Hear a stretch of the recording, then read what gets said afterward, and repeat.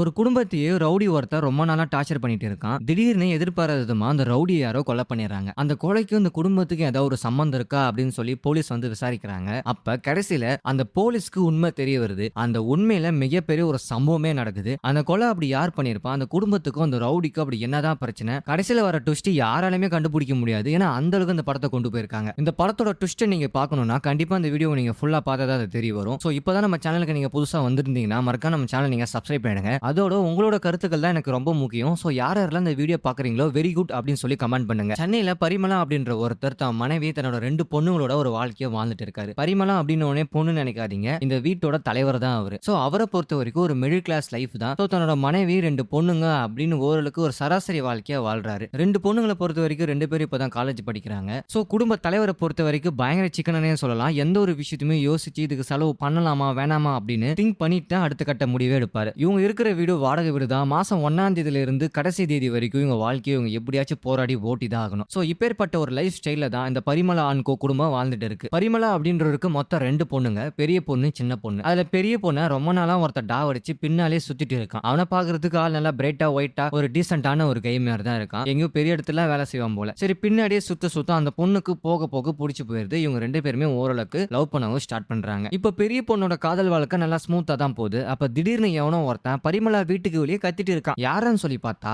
நான் உன் பொண்ணை லவ் பண்றேன், உன் பொண்ணை எனக்கு கல்யாணம் பண்ணி கொடு அப்படின்னு. சரி நமக்கு 2 பொண்ணு இருக்காங்களே, எந்த பொண்ணை அவன் லவ் பண்றான்னு விசாரிக்கும் போதுதான், நான் லவ் பண்றது உன்னோட சின்ன பொண்ணு, அதாவது கடைசி பொண்ணு, உன் சின்ன பொண்ணை தான் நான் லவ் பண்றேன், ஒழுங்கு மரியாதை எனக்கு கட்டி வச்சிரு அப்படின்னு மிரட்டுறான். அவனை பொறுத்த வரைக்கும் அவன் ஒரு மிகப்பெரிய ரவுடி. அந்த ஏரியால அவன் தான் தாதாவே. ரவுடி சாண்டியும் ஒரு ஏரியாக்குள்ள கொலை கடத்தல் கொரட்டல் மிரட்டல் அப்படின்னு சகலத்தோட அவர் வாழ்ந்துட்டு இருக்காரு. அப்பன்னு பார்த்துதான் எங்கேயோ பரிமளாவோட சின்ன பொண்ணை பார்த்திருக்காரு. சோ திடீர்னு இந்த பொண்ணை பார்த்த உடனே ஏதோ ஒரு லவ் ஆயிடுச்சு போல. அந்த பொண்ணு பின்னாடியே ஃபாலோ பண்ணி எனக்கு காதலியுமா அப்படின்னு சொல்லி சுத்திட்டு இருந்திருக்காரு. அந்த பொண்ணு எதுக்கும் பிடி கொடுக்கல. சரி வேற வழி கிடையாது, நம்ம நேரா மாமனார் மாமியார் கிட்ட போய் கம்ப்ளைண்ட் பண்ணுவோம், உங்க பொண்ணு நான் லவ் பண்ண மாட்டேங்குது அப்படின்னு. இப்ப வீட்டுக்கு வெளியே வந்து பிரச்சனை பண்ணிட்டே இருக்காரு. மாமனாரே உங்க பொண்ணு எனக்கு கட்டிவே அப்படின்னு. உடனே இந்த விஷயம் பெரிய பொண்ணுக்கு தெரிய போய், பெரிய பொண்ணு இதுக்கப்புறம் எங்க வீட்டுக்கு முன்னாடி வந்து பொண்ணை கூட அதை கூட சொல்லி அதான் பிரச்சனை பண்ண, உன்னை நான் சாவடிக்கா விட மாட்டேன்டா அப்படின்னு சொல்லி கொலை மிரட்டல்லாம் வேலை கொடுக்குறாங்க. இப்ப சாண்டியும் வீட்டுக்கு வெளியே வந்து பொண்ணை கேட்டு டார்ச்சர் பண்ணதால இப்ப அக்கம் பக்கம் வீட்டு ஓனருக்கு எல்லாருக்குமே தெரிய வருது, இந்த ரவுடிக்கும் இந்த குடும்பத்துக்கும் ஏதோ ஒரு பிரச்சனை அப்படின்னு. ஊருக்குள்ள ஒரு விஷயம் கிடைச்சாலே ஒண்ணுக்கு 2 ஆக்கிடுவாங்க. இதெல்லாம் சொல்லவே தேவையில்ல.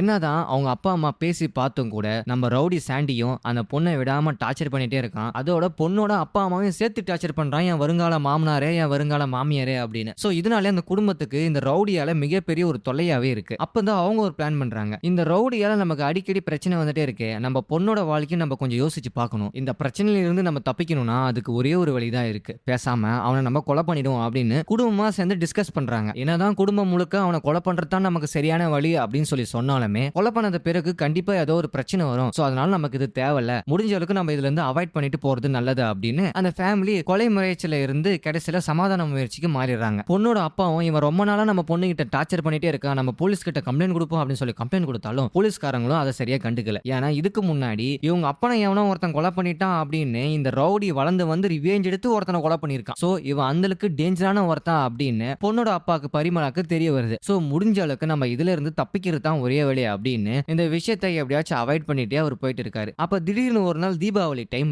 அப்ப ரோட்டு முழுக்க ஒரே கூட்டமா இருக்கு. ஏன்னா கூட்டம் அப்படின்னு அந்த 2 பொண்ணுங்களை எட்டி பார்த்தா, ரொம்ப நாளாவே இந்த குடும்பத்துக்கு வாங்க பழகலாம் அப்படின்ற ஒரு டார்ச்சர் கொடுத்துட்டு இருந்த ரவுடி சாண்டியை எவனோ ஒட்டம் போட்டு தள்ளிடுறான். இந்த விஷயம் அந்த குடும்பத்துக்கு தெரிய வருது. எவன்டா அவன், நம்ம போட்ட ஸ்கெட்சை நமக்கு தெரியாம நமக்கே போட்டிருக்கான் அப்படின்னு குடும்பமே யார் அவனை கொலை பண்ணிருப்பாங்க அப்படின்னு சொல்லி யோசிச்சு பாக்குறாங்க. அப்ப இந்த குடும்பத்துக்குள்ளே ஒருத்தரை சந்தேகப்படுறாங்க, ஒருவேளை என் 2 பொண்ணுங்க சேர்ந்து கொலை பண்ணிருப்பாங்களோ அப்படின்னு. அப்பாவும் பொண்ணுங்களும் இல்ல அப்பா தான் கொலை பண்ணிருப்பாரு, அம்மாவும் இல்ல என் புருஷன் தான் கொலை பண்ணிருப்பான் அப்படின்னு ஒருத்தருக்குள்ளே ஒருத்தர் சந்தேகப்படுறாங்க. ஏன்னா இவன் ரொம்பவே டார்ச்சர் பண்ணதுல உன நான் வெட்டாம விட மாட்டேன், உன கொலை பண்ணாம விட மாட்டேன் அப்படின்னு ஆளாளுக்கு சவால் பேசியும் டைலாக் விட்டு வச்சிருக்காங்க. அது மட்டும் இல்லாம ஏற்கனவே உன போட்டு தள்ளாமா அப்படின்னு சொல்லி ஒரு பிளான் வேற அந்த குடும்பத்துக்குள்ள ஓடிட்டு இருக்கு. சோ இதனாலே கண்டிப்பா அந்த ரவுடி அந்த குடும்பத்துல இருக்கிற யாராவது ஒருத்தர் கொலை பண்ணிருக்காமோ அப்படின்னு சொல்லி ஒரு சந்தேகமும் நமக்கு வருது. இந்த ரவுடியோட கொலை கேஸை விசாரிக்க போலீஸ் மிஷ்கின் அவரு உள்ள வராரு. இவர் வந்த உடனே இவனை பத்தின எல்லா டீட்டெயிலும் எனக்கு வரணும் அப்படின்னு இந்த ரவுடியை பத்தின ஃபுல் டீட்டெயிலா அவர் கலெக்ட் பண்ணி பாக்குறாரு. இந்த பக்கம் நம்ம பரிமளோட அவங்க ஃபேமிலியும் கண்டிப்பா கொலையா நம்ம 4 பேத்துக்குள்ள யாரோ ஒருத்தர் தான் பண்ணிருப்பாங்க. ஆனா அதை கண்டுபிடிக்கிறதுல இப்ப எந்த பிரயோஜனமும் கிடையாது. ஏன்னா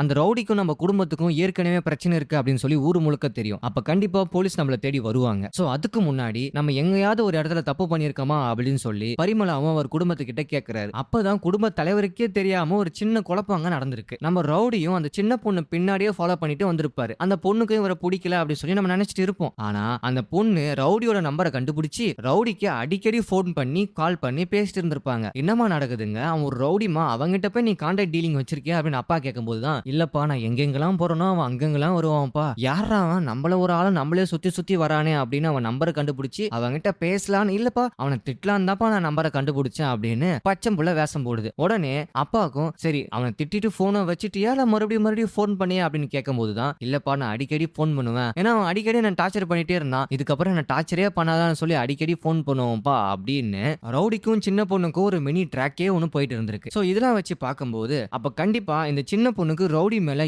ஏதோ ஒரு கரிசனை ஒன்று இருக்கு. யாரா அவன் நம்ம பின்னாடி இப்படி சுத்திக்கிட்டே இருக்கானே, அப்ப கண்டிப்பா இவனை பத்தி ஏதோ ஒன்று தெரிஞ்சுக்கணும் அப்படின்னு ஒரு கியூரியாசிட்டி. அது மட்டும் இல்லாம ரவுடியும் அவங்க அம்மா கூட்டிட்டு வந்து, அம்மா நான் கட்டிக்கு போற பொண்ணு இந்த பொண்ணு தாமா அப்படின்னு, பாருமா ஒரு மருமகளை அப்படின்னு இதுக்கு முன்னாடி இன்ட்ரோடியூஸ்லாம் பண்ணி வச்சிருக்காராம். ஸோ இதெல்லாம் பார்க்கும்போது அப்ப அவன் உன்ன லவ் டார்ச்சர் பண்ணியிருக்கான், உனக்கும் ஏதோ ஒரு ஈர்ப்பு இருக்கு, ஸோ கண்டிப்பா போலீஸ்காரன் நம்மளை பிடிச்சி வெளுக்க போறான் அப்படின்னு பரிமளா அவரு முடிவு பண்றாரு. இதெல்லாம் ஒரு பக்கம் இருக்க, போலீஸ் நாளைக்கே நம்ம வீட்டுக்கு வரலாம், நம்மள துருவி கிழிவி கேட்கலாம், எல்லாரும் பாபநாசா படம் பார்த்திருக்கீங்களா அப்படின்னு பாபநாசா கதை ரேஞ்சுக்கு இந்த குடும்பம் போயிட்டு இருக்கு. போலீஸ் இந்த ரவுடியோட கொலை கேஸை தீவிரமா விசாரிக்கிறாங்களே, இந்த ரவுடிக்கு இதுக்கு முன்னாடிக்கு யாருக்குன்னா முன்விரோதம் இருக்கா, இந்த ரவுடி அப்படி என்னதான் பண்ணிட்டு இருந்தா, யார் யார் கூட சண்டை போட்டு வச்சிருக்கான்னு விசாரிக்கும் போது தான் நம்ம சாண்டி ரவுடியை பொறுத்த வரைக்கும் ஸ்டாம்ப் அப்படின்ற ஒரு போதை பொருளை காலேஜ் பசங்களுக்கும் ஏகப்பட்ட பொதுமக்களுக்கும் சப்ளை பண்ணிட்டு இருந்தாரு. சோ கண்டிப்பா இதுக்கும் இந்த கொலைக்கும் ஏதோ ஒரு லிங்க் இருக்கு அப்படின்னு போலீஸ் அந்த கோணத்தெல்லாம் வேற விசாரிக்கிறாங்க. அப்பதான் அந்த செத்து போன ரவுடியோட போன் போலீஸ் கிட்ட கிடைக்குது. போலீஸ் அந்த போனை செக் பண்ணி பார்க்கும்போது கடைசியா ஏதோ ஒரு நம்பர் கிட்ட இருந்து கால் வந்திருக்கு. அந்த நம்பருக்கு கால் பண்ணி பார்த்தா நம்ம பரிமளாவோட சின்ன பொண்ணு தான் அட்டென்ட் பண்ணுது. போலீஸும் சின்ன பொண்ணு கிட்ட யாரமா நீ, கடைசியா அந்த நம்பர்ல இருந்து ஒரு போன் வந்திருக்கு அப்படின்னு விசாரிக்கும் போது தான், இந்த நம்பர் எனக்கு யாருன்னே தெரியாது சார் அப்படின்னு சொல்லி போய் சொல்லுது. அது மட்டும் இல்லாம இந்த இடத்துக்கு வா நான் உனக்கு கிஃப்ட் தரேன் அப்படின்னு அந்த சின்ன பொண்ணு நம்ம ரவுடிக்கு மெசேஜ் எல்லாம் வர பண்ணி தொலைச்சிருக்கு. இருந்தாலும் டக்குன்னு போனை கட் பண்ணுது. போலீஸ்காரங்களுக்கு இங்கே ஒரு சந்தேகம், ஆஹா அந்த பொண்ணு நம்ம கிட்ட இருந்து ஏதோ மறைக்குதுரா அப்படின்னு. இதெல்லாம் ஒரு பக்கம் இருக்க,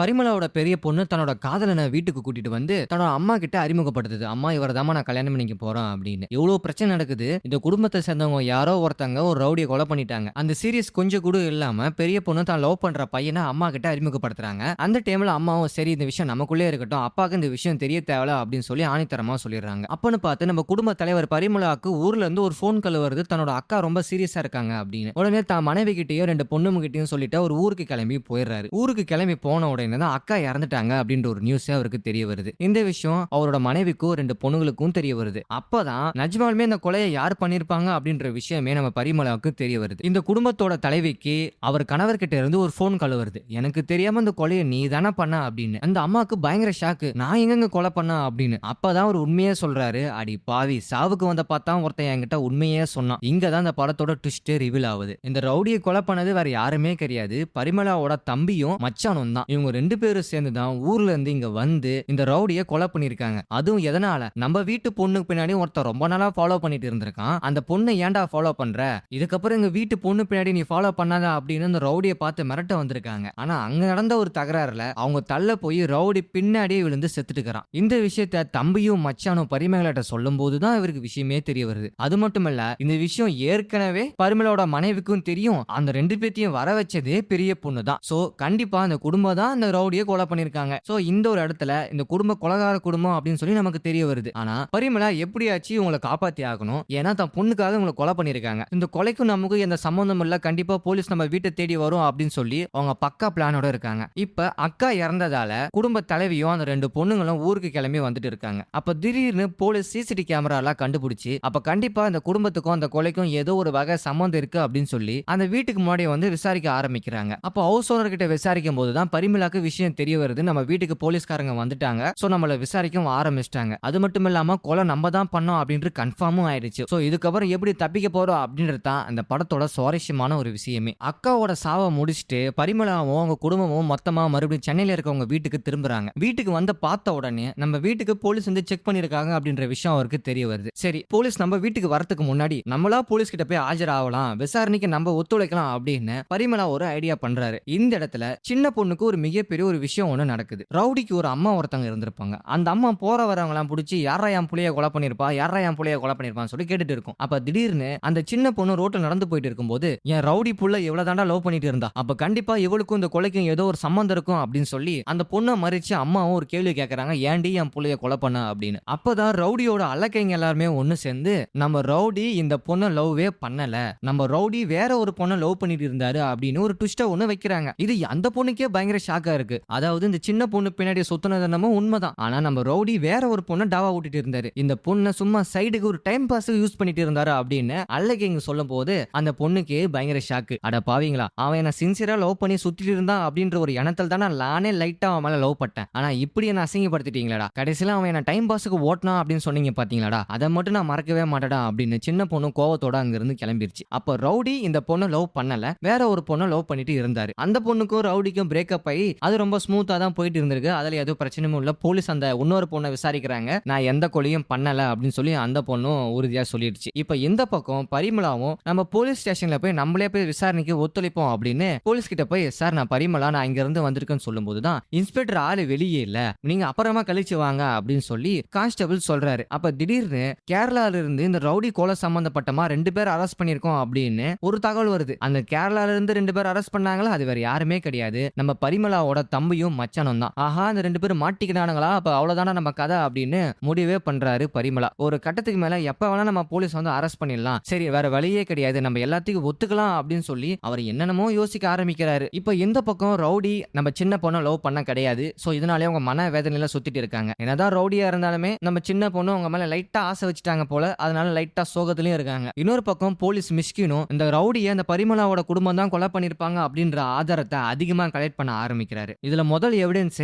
ரவுடியோட போனை செக் பண்ணி பார்க்கும்போது சின்ன பொண்ணு நம்பர்ல இருந்து தான் கடைசியா கால் வந்திருக்கு. அது மட்டும் இல்லாம நீ இந்த இடத்துக்கு வா, நான் உனக்கு ஒரு கிஃப்ட் தரேன் அப்படின்னு ஒரு மெசேஜும் வந்திருக்கு. சோ அந்த பொண்ணு சொன்ன இடத்தை ட்ரேசர் பண்ணி பார்க்கும்போது அந்த பொண்ணு சொன்ன இடத்தை நெட்வொர்க் மூலமா ட்ரேசர் பண்ணி பார்க்கும்போது ரவுடியோட நம்பரும் மீதி 2 பேரோட போன் நம்பரும் ஒரே இடத்துல தான் காட்சிருக்கு. அது மட்டும் இல்லாம அதோட மீதி 2 பேரோட போன் நம்பர்ல இருந்தும் சின்ன பொண்ணோட நம்பர்ல இருந்தும் இவங்க 2 பேத்துக்குமே கால் வந்திருக்கு. அப்ப கண்டிப்பா இந்த கொலைக்கும் இந்த பரிமளா குடும்பத்துக்கும் ஏதோ சம்மதம் இருக்கா அப்படின்னு போலீஸ் ஆதாரத்தோட நிரூபிக்கிறாங்க. அந்த 2 பேர் வேற யாருமே கிடையாது, பரிமளாவோட தம்பியும் மச்சானும் தான். குடும்பமா சேர்ந்து இந்த ரவுடியை சேர்த்து கொலை பண்ணிட்டாங்க அப்படின்ற விஷயம் நம்ம போலீஸ்காரங்க தெரிய வர எவிடன்ஸ் எல்லாமே பயங்கர ஸ்ட்ராங் ஆயிடுச்சு. உடனே மிஷ்கின் ஜீப்பை எடுத்துக்கிட்டு நேரா பரிமளா வீட்டுக்கு வந்து இறங்குறாரு. உங்ககிட்ட கொஞ்சம் விசாரிக்கணும் அப்படின்னு விசாரிக்க ஆரம்பிக்கிறாரு. இங்கதான் விசாரணையா ஆரம்பிக்குது. ரவுடிக்கும் உங்க குடும்பத்துக்கும் என்ன சம்பந்தம் அப்படின்னு சொல்லி கேட்கும் போதுதான், சார் ரொம்ப காலமாவே அந்த ரவுடி என் பொண்ணை ரொம்ப லவ் டார்ச்சர் பண்ணிட்டு இருந்தான். சோ அதனால என் பெரிய பொண்ணு மிரட்டி பார்த்துட்டா, நானும் மிரட்டி பார்த்துட்டேன், என்ன மிரட்டினாலும் அவனை கேட்கிற மாதிரியே தெரியல சார். நானும் போலீஸ் ஸ்டேஷன்லாம் போய் கம்ப்ளைண்ட் கொடுத்துட்டேன், ஆனா அவன் மிகப்பெரிய ரவுடி அப்படின்னு சொல்லி யாரும் கேஸையும் எடுக்கல. சோ கடைசியில யாரோ ஒருத்தன் அவனை போட்டு தள்ளிட்டான். அந்த கேஸை எங்க மேல திருப்பி விட பாக்குறாங்க, இந்த கொலைக்கும் எங்களுக்கும் எந்த சம்பந்தம் கிடையாது அப்படின்னு பரிமளாவும் அவரோட ஸ்டேட்மெண்ட்டை போலீஸ் கிட்ட எடுத்து வைக்கிறாரு. நம்ம மிஷ்கினும் சரி கொலை நீங்க பண்ணல, இதுக்காக உங்க பொண்ணோட நம்பர்ல இருந்து அவனுக்கு கால் போயிருக்கு, எதுக்காக இந்த இடத்துக்கு வா அப்படின்னு சொல்லி ஒரு மெசேஜ் வேற உங்க பொண்ணு பண்ணிருக்காங்க, இதுக்கு விளக்கத்தை கொடுங்கன்னு கேட்கும் போதுதான், சார் அவனை ரொம்பவே டார்ச்சர் பண்ணிட்டு இருந்தான், எங்க ஊர்ல எங்க சித்தப்பாவும் மாமாவும் 2 பேர் இருக்காங்க, அவங்க கிட்ட நான் சொன்ன இந்த மாரி ஒருத்தன் எங்களை டார்ச்சர் பண்றான், ஒண்ணுமே கிடையாது, நான் சொல்ற இடத்துக்கு அவனை வரவை, நாங்க சும்மா மிரட்டுறோம் அப்படின்னு சொன்னதால தான் சார் அவனை நான் அந்த இடத்துக்கே வர சொன்னேன். அது மட்டும் இல்லாம அவங்க 2 பேரும் பண்ண தப்புல தான் சார் அவர் இறந்திருப்பான், அவங்க 2 பேருமே இதுக்கப்புறம் என் பின்னாடி சுத்த தேவையில்ல அப்படின்ற ஒரு சண்டையில பிடிச்சு தள்ளி விட்டுட்டாங்க, தெரியாதனமா ரவுடி பின்னாடி இருக்கிற கல்லுல விந்து அடிபட்டு செத்துட்டான் சார், நாங்க அந்த ரவுடியை சும்மா மிரட்டலாம் தான் நினைச்சோம், ஆனா இப்படி ஆகும் யாருமே எதிர்பார்க்கல அப்படின்னு அந்த சின்ன பொண்ணு போலீஸ்காரங்கிட்ட ஸ்டேட்மெண்ட் கொடுக்க, போலீஸும் சரி ஓகே உங்க மாமாவும் உங்க சித்தப்பாவும் நாங்க 2 பேரும் தான் அந்த ரவுடியை கொலை பண்ணோம் அப்படின்னு சொல்லி ஒத்துக்கிட்டாங்க. ஆனா இருந்தாலும் நான் சொல்றேன், உங்க குடும்பமும் அவங்க 2 பேருமே அந்த ரவுடியை கொலை பண்ணல, ரவுடியை கொலை பண்ணது வேற ஒருத்தன் அப்படின்னு போலீஸ்காரர் ஒரு விஷயம் சொல்றாரு. இதை கேட்ட உடனே அந்த குடும்பத்துக்கே பயங்கர ஷாக்கு. நாங்க இல்லைன்னா அப்புறம் வேற யார் சார் கொலை பண்ணிருப்பா அப்படின்னு சொல்லி பார்க்கும் போதுதான் உங்க பெரிய பொண்ணோட காதலன் அப்படின்னு போலீஸ்காரர் ஒரு விஷயத்த சொல்றாரு. சம்பந்தமே இல்லாம அவன் எங்க இருந்தா வந்தான் அப்படின்னு நமக்கே ஒரே குழப்பமா இருக்கு. பரிமளாவோட பெரிய பொண்ணும் ஒருத்தனை லவ் பண்ணிட்டு இருந்திருக்கும், அந்த பொண்ணும் அவரை வீட்டுக்கு கூட்டிட்டு வந்து அவங்க அம்மா கிட்ட நான் இவனை தான் லவ் பண்றா அப்படின்னு அறிமுகலா வர படுத்தி வச்சிருக்கோம். அந்த ஒருத்தன் தான் இந்த ரவுடியை கொலை பண்ணிருக்கான் அப்படின்னு போலீஸ்காரங்க கண்டுபிடிக்கிறாங்க. அதுக்கு பெரிய பொண்ணு வாய்ப்பே இல்ல, அவன் அப்படி பண்ணிருக்கவே மாட்டான், ஒரு அப்பாவி, அவனுக்கு எதுவுமே தெரியாது அப்படின்னு சொல்லி எவ்வளவோ முட்டு கொடுக்குது. ஆனா இருந்தாலுமே போலீஸ்காரங்க ஆணித்தரமா இருக்காங்க, அவன் தான் அந்த கொலையை பண்ணான் அப்படின்னு. சரி அவன் ஏன் சம்பந்தம் இல்லாம கொலை பண்ணணும் அப்படின்னு சொல்லி கேட்கும் போதுதான் இங்கதான் இந்த படத்துல இந்த யாரை அந்த ரவுடியை கொலை பண்ணா அப்படின்ற ஒரு மிகப்பெரிய ட்விஸ்ட் நம்ம காட்டுறாங்க. அதாவது பெரிய பொண்ணோட காதலன் ஒரு மிகப்பெரிய ஒரு ட்ரக் டீலர், இவனுக்கும் இந்த ரவுடிக்கும் ஏற்கனவே கனெக்ஷன் இருந்திருக்கு. உங்க காதலன் 2 லட்சம் ரூபாய் மதிப்புள்ள ஒரு சரக்க இந்த ரவுடிக்கு கொடுத்திருக்கான். அந்த ரவுடியும் பணத்துக்கு ஆசைப்பட்டு அதை வெளியே வித்துட்டு நான் இதை எங்கேயோ தொலைச்சிட்டேன் அப்படின்னு சொல்லி நாடகம் ஆடி இருக்கான். இந்த விஷயம் காதலனுக்கு தெரிய போய் என்னைய ஏமாத்திரியா அப்படின்னு, அதாவது இவங்க 2 பேத்துக்கும் நடுவுல ட்ரக் டீல் பண்றதுல நடக்கிற போட்டியில உங்க காதலன் அந்த ரவுடியை கழுத்தை நிறுக்கி போட்டு சாவடிச்சிட்டாரு. சோ இதுதான் உண்மை. அது மட்டும் இல்லாம உங்க காதலனே நாங்க அரெஸ்ட் பண்ணிட்டோம், அவனும் எல்லா உண்மையும் சொல்லிட்டான், அவன் சரண்டரும் ஆயிட்டான். சோ இந்த குடும்பத்துக்கும் இந்த கொலைக்கும் எந்த சம்பந்தமும் கிடையாது. நான் தான் அந்த ரவுடிய கொலை பண்ணா, தயவு செஞ்சு வெளிய பெருமையா பேசிட்டு இருக்காதீங்க. உங்க காதலன் தான் அந்த கொலைய பண்ணான் அப்படின்னு பெரிய பொண்ணு கிட்ட சொல்லும்போது பயங்கர ஷாக்கு. இந்த பொண்ணுங்க ரவுடிகளா இருக்கும் நான் நினைச்சு பார்த்தேன். ஆனா தேடி தேடி ரவுடிகளா பார்த்து லவ் பண்ணிட்டு இருந்திருக்குங்க. ஒரு கட்டத்துக்கு மேல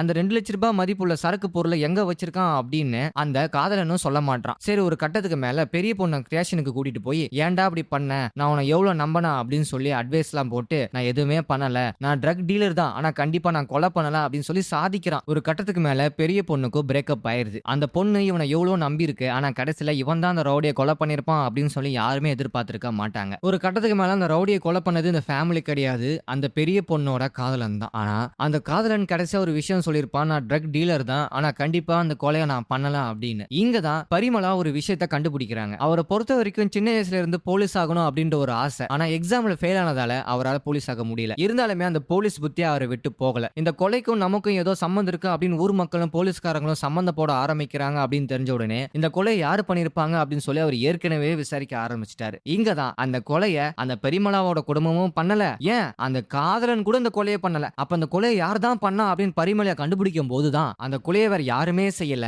நம்ம போலீஸ்காரர் மிஷ்கின் தான் அந்த ரவுடியை கொலை பண்ணிருக்காரு. இவரடா மறுபடியும் சம்பந்தம் இல்லாம ஒரு கதையை கொண்டு வராங்கன்னு சொல்லி பார்த்தா, ரொம்ப வருஷத்துக்கு முன்னாடி நம்ம மிஷ்கினுக்கு ஒரு பையன் ஒருத்தர் இறந்திருப்பான். அவன் காலேஜ் படிச்சிருப்பான். காலேஜ் படிக்கிற டைம்ல ஏகப்பட்ட போதைப் பொருள் எல்லாமே காலேஜ்ல சப்ளை ஆகி அது பசங்களிடையே மிகப்பெரிய ஒரு தாக்கத்தை ஏற்படுத்தியிருக்கு. சோ அதனாலே காலேஜ் பசங்களுக்கும் நம்ம மிஷ்கினோட பசங்களுக்கும் ஏதோ ஒரு விதத்துல சண்டை. மிஷ்கினோட பையன் பிரின்சிபல் கிட்ட போய் கம்ப்ளைண்ட் பண்ண, என்ன தைரியம் இருந்தா என்னையே நீ பிரின்சிபல் கிட்ட கம்ப்ளைண்ட் பண்ணுவோம் அப்படின்னு அந்த போதை ஆசாமிகளும் மிஷ்கினோட பையனை அடிச்சே சாவடிச்சிடறானுங்க. இந்த ஒரு விஷயம் மிஷ்கினுக்கு மிகப்பெரிய ஒரு பாதிப்பை ஏற்படுத்துது. அதாவது இந்த போதை பொருள் காலேஜுக்குள்ள வந்த பார்த்தா பசங்க எல்லாமே கிறுக்கு பிடிச்ச மாதிரி ஆகி என்ன பண்றேன்னு தெரியாம கொலை பண்ணிட்டு சுத்திட்டு இருக்காங்க. அப்ப கண்டிப்பா இதுக்கு காரணமானவன் யார் யாரெல்லாம் என் பையனோட சாவுக்கு மறைமுகமா இருந்திருக்கானோ அவன் நான் சும்மா விட மாட்டான் அப்படின்னு எங்க இருந்து இந்த ட்ரக் சப்ளை ஆகுன்ற விஷயத்தை கண்டுபிடிக்கிறாரு. அப்பதான் இந்த ரவுடி கிட்ட இருந்து சப்ளை ஆகுது. அது மட்டும் இல்லாம இவங்க எல்லாமே ஒரு மிகப்பெரிய கேங் மாஃபியாவா இருக்காங்க. சோ இங்க தான் மிஷ்கின் ஒரு ஐடியா பண்றாரு. நேரா அந்த காதலன் கிட்ட போய் அந்த ரவுடி நீ கொலை பண்ணிடு, அதுக்கப்புறம் நீ இந்த தொழில் எடுத்து நடத்து, ஆளுக்கு பாதியா பிரிச்சுப்போம், எனக்கு தேவை அந்த ரவுடி சாவணும் அப்படின்னு போலீஸ்காரனும் தன்னோட பையனோட சாவுக்கு பழிவாங்க பெரிய பொண்ணோட காதலன் மூலியமா தான் பையன் சாவல யாரெல்லாம் சம்பந்தப்பட்டிருக்காங்களோ எல்லாத்திலுமே டீல் பேசி அவர் கையாலே அவர் போடத்துல வச்சிருக்காரு. சோ கடைசியில என்னதான் அந்த காதலன் கொலை பண்ணிருந்தாலுமே அதுல முழுக்க முழுக்க நம்ம மிஷ்கின் போலீஸ்காரருக்கு கண்டிப்பா ஒரு பங்கு இருக்கு. சோ போதை பொருள் அப்படின்ற ஒரு விஷயத்தால ஏகப்பட்ட குடும்பங்கள் பாதிக்கப்படுது, ஏகப்பட்ட பேர் இறக்குறாங்க. சோ இந்த ஒரு விஷயத்துல இந்த படத்துல ரொம்ப அருமையா சொல்லியிருப்பாங்க. அது மட்டும் இல்லாம என்னதான் நாட்டுல போதை பொருள் அப்படின்னு ஒரு விஷயமே கிடையாது அப்படின்னு சொன்னாலுமே மறைமுகமா ஏதோ ஒரு மூலியமா உள்ள கொண்டு வந்துட்டு தான் இருக்காங்க. சோ இதனால ஏகப்பட்ட குடும்பங்களும் பாதிக்கப்பட்டு தான் இருக்கு. சோ இந்த ஒரு விஷயத்தை அழகா நம்ம டைரக்டர் இதுல எடுத்து சொல்லியிருக்காரு. சோ அது மட்டும் இல்லாம இதோட இந்த படத்தோட கதையை முடிக்கிறாங்க. ஒரு குடும்பத்தையே டார்ச்சர் பண்ணிட்டு இருந்த ஒரு ரவுடி மர்மமான முறையில எவனோ ஒருத்தன் கொலை பண்ணிடுறான். அந்த குடும்பத்துக்கும் இந்த கொலைக்கும் எப்பேற்பட்ட சம்பந்தம் இருக்கு, யார் அந்த ரவுடியை கொலை பண்ணிருப்பா அப்படின்றத இந்த கதையில ரொம்ப ஸ்லோவா சொல்லியிருப்பாங்க. சோ கண்டிப்பா எல்லாரும் பார்க்க வேண்டிய ஒரு படம் தான். இந்த படத்தோட எக்ஸ்பிளைன் வீடியோ உங்களுக்கு பிடிச்சிருந்தா அதோட கடைசி வரைக்கும் இந்த வீடியோ நீங்க பாக்குற மாதிரியா இருந்தீங்கன்னா மறக்காம கமெண்ட் பாக்ஸ்ல சூப்பர் அப்படின்னு சொல்லி கமெண்ட் பண்ணிடுங்க. உங்களுடைய ஒரு சின்ன கருத்து எனக்கு பெரிய உறுதுணையா இருக்கும். சோ நன்றி, வணக்கம்.